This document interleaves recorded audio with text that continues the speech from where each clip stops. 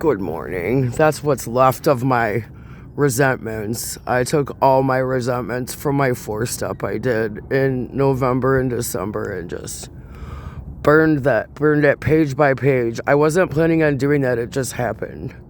I came down to the lake in time to see the full lunar eclipse, and there was nothing visible here because it was too cloudy. It was raining. The eclipse was exact at the moment that the sun came up and the moon went down. It was really pretty, but we didn't get to see the moon. There's a lot of people down here for it. Anyways, so I came down here to see the moon and I couldn't see it, but some other cool stuff happened. I made some moon water. I put 2 big jars of moon. I haven't made moon water in years, and I'm gonna use it for magical healing purposes.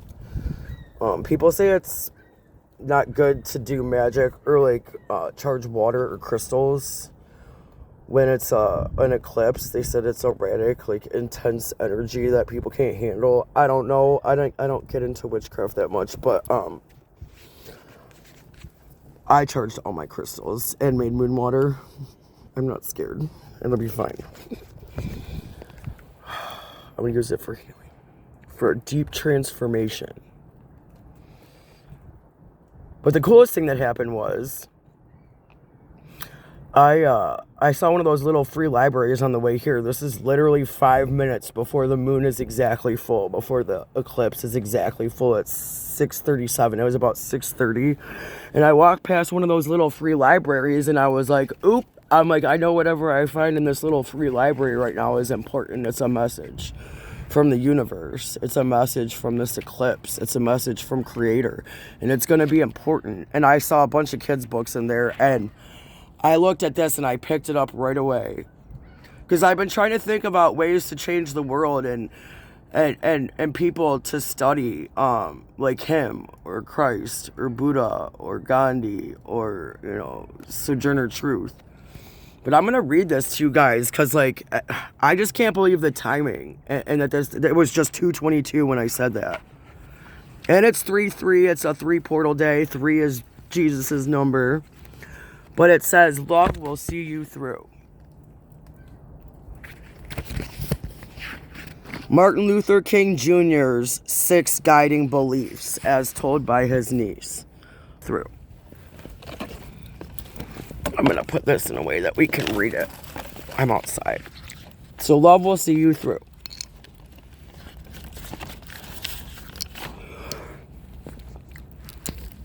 Martin Luther King is recognized as one of the greatest men in history. I'm proud to say that he was also my uncle. Uncle Martin worked hard to end segregation and discrimination against African Americans. As he did so, Uncle Martin helped make America better. He believed that love and nonviolence were the solution. They were the basis of his 6 guiding beliefs. This is your tarot card for this full moon. This is your reading for this Virgo full moon on a 3/3 portal day. This is an important message, guys. Goddess didn't just leave this for me. Christ didn't just leave this for me. And it was just 333. So yeah, this is your reading for this full moon and mine. This is for America. Number 1, remember this is his 6 guiding beliefs from his niece. Love will see you through. Number 1, have courage. Uncle Martin faced adversity with courage. For him, courage meant solving problems without using violence. In 1955, Uncle Martin led a boycott to address the problem of segregation that forced African Americans to ride in the back of or stand up on public buses in Montgomery, Alabama. He encouraged people to stop riding the buses until segregation on buses ended. So number 1, have courage. Because we need his teachings right now more than ever with what's going on in this country and in this world. One night, as Uncle Martin spoke at a local church in Montgomery, he got the news that his house had been bombed by people who were angry about the boycott. And this reminds me of what's been going on in Minneapolis. This is your message for the Virgo full moon from Creator, from Christ himself. Even if you don't believe in Christianity, I'm not a Christian. I believe in Christ as an ascended master, and 3 is his number. 3 is the number of all the ascended masters. It's also the number of the Trinity, and it is Mother Maiden Crone. So one night, as Uncle Martin spoke at a local church in Montgomery, he got the news that his house had been bombed by people who were angry about the boycott. He knew that his wife and 2-month-old baby girl were inside the house. Martin rushed home. There he found a mass of policemen, news reporters, and fire trucks surrounding his house. There were also many African Americans who wanted him to fight back.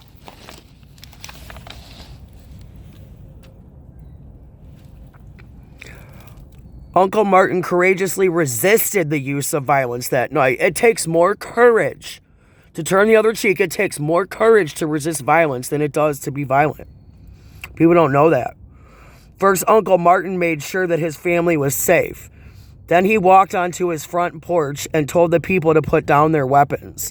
He explained that the bus boycott would be won only with a spirit of love. He did not seek to retaliate. We need a leader like him right now. That's why we got sent these messages through this children's book.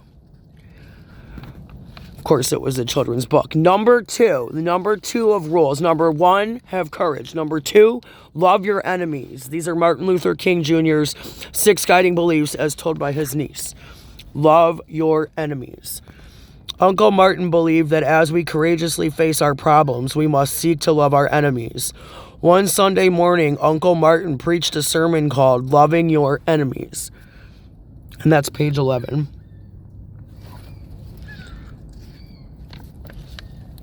I like this artwork in here a lot. And look at the piece, the dove and the purple. I really love this. This is awesome. I wish I had this on my wall. In his sermon, Uncle Martin explained how to love our enemies and why we must love our enemies. He said that first we must make sure that we have love in our hearts, that we should realize that there is good and bad in everyone. Uncle Martin said that we should find the good in our enemies and love that part of them. Uncle Martin says that the reason why we must love our enemies is because God wants us to.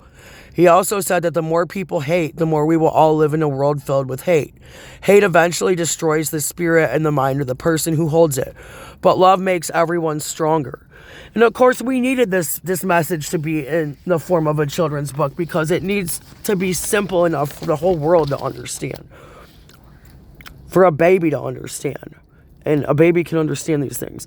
Number 3, fight the problem, not the person who caused it. That's awesome. Fight the problem, not the person who caused it. Uncle Martin fought his problems without fighting people. He believed that if you love your enemies, you can focus all your energy on solving the problem.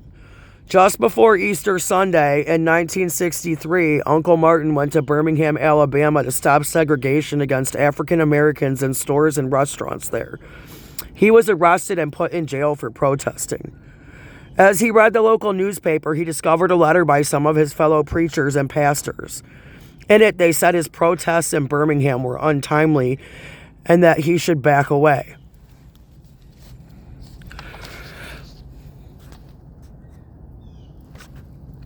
Uncle Martin wrote a letter in response that did not attack the preachers and pastors, but rather focused on the problem of segregation. In the letter, he expressed his love and respect for the ministers. He knew that this letter was an opportunity to explain to hundreds of people why the battle for equality must be fought. Uncle Martin's letter received a lot of public attention and became famously known as the letter from Birmingham jail. This is the only way, guys. This is the only way out, is his way. Is the way of love and the way of nonviolence. Number 4, when innocent people are hurt, others are inspired to help. When innocent people are hurt, others are inspired to help. Uncle Martin believed that when undeserving people are hurt, it inspires others to offer their help. He demonstrated this when he went to Selma, Alabama in 1965. We need to believe in the goodness of each other, have faith in each other, have faith in humanity.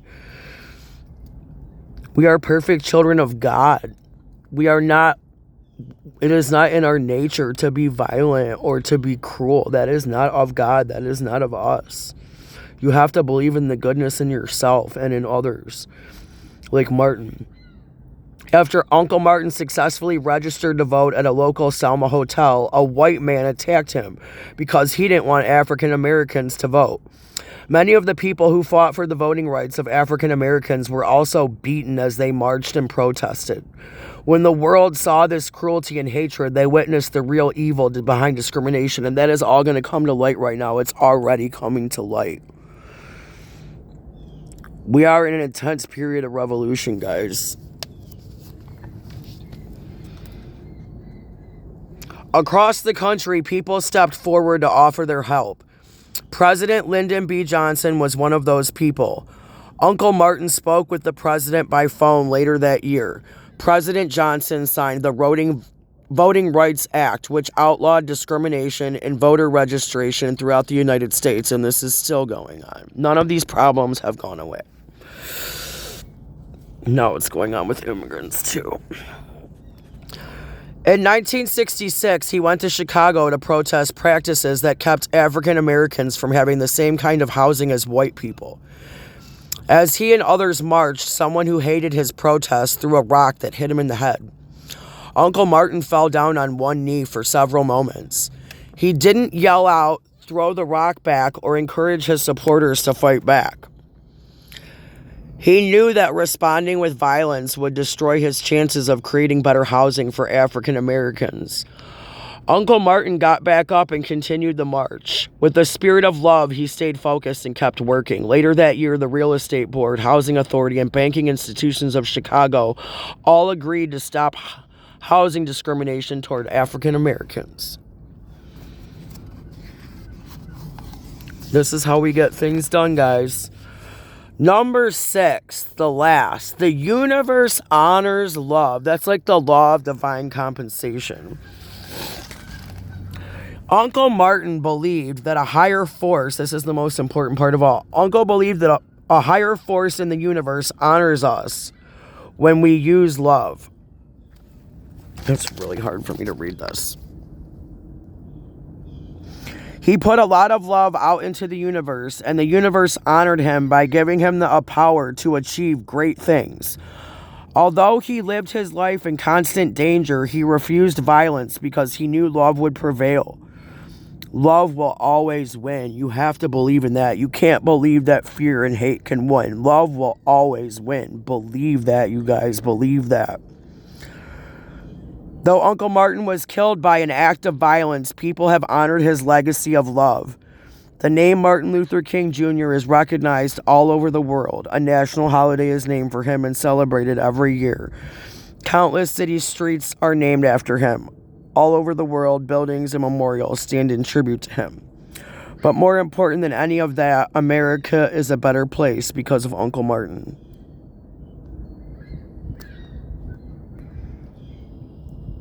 Out of the mountain of despair, a stone of hope. This is a stone of hope from the universe. Better start caring about your brothers and sisters. And if you're not black and you're not an immigrant and you're not trans, like, they'll come for you at some point. We all need to take care of each other. We all need to protect each other. We all need to practice love, unconditional love, non-judgment, and non-violence.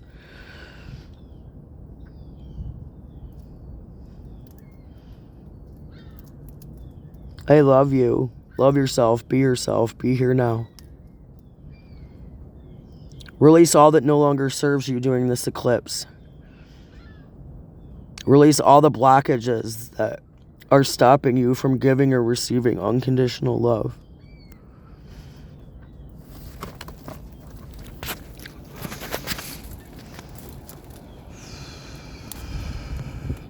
I'm going to go take a salt bath and wash all the pain away. I'm not feeling any pain right now, though. I feel amazing.